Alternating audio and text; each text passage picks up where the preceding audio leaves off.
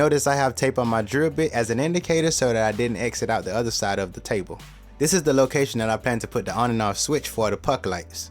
Since I can't get my drill to drill in from the inside, I'm going to attach a piece of wood and drill in from the back side, and this way I can avoid any major tear outs. I drilled a 3/4 hole, but it seems like it's a tight fit, so I just have to wobble out the hole just a little bit to accept the switch. After sanding and applying the Danish oil as I did previously, I'm now going to add wipe-on polyurethane as a top coat for this finish.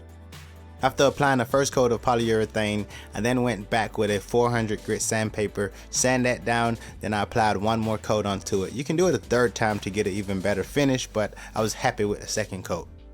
Since I wanted to achieve a glowing effect behind the headboard, I decided to add some strips of wood going around, and this would serve a couple things. One is a resting area for the LEDs to sit, but it also helped kicks the bed off the wall, so when I plug the power cord in, it doesn't interfere with the headboard. Now that I have the headboard in the room, I'm going to add the electrical wire, and that's going to go from one outlet to the other outlet.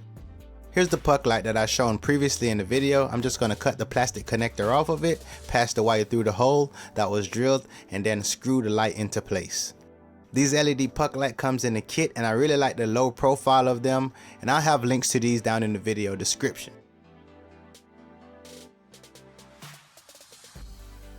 To wire up the on and off switch for these, I'm going to use some spade connectors, which are called push-on connectors or many different names. I terminated those to a piece of wire, passed the wire through the hole, and then I can insert the switch. So getting the switch in the hole was a pretty tight fit, but I made it work. I left all the wires pretty long so I can pass them through the pre-drilled hole that was done early on in the video.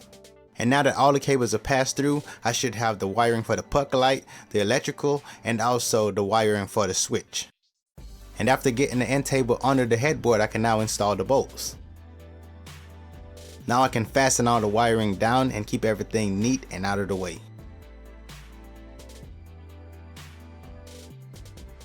Before screwing the wood into place, I actually tested out the LEDs just to see where I get the best glow, and I found that placing it 1 inch away from the edge actually gave me a glow that I actually like.